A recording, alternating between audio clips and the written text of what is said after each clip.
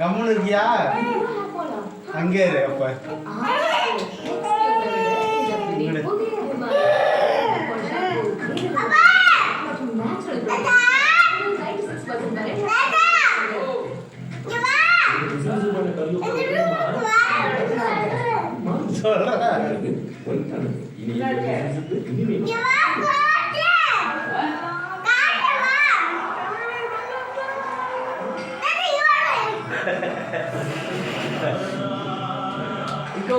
அங்கேயே படுத்துங்க.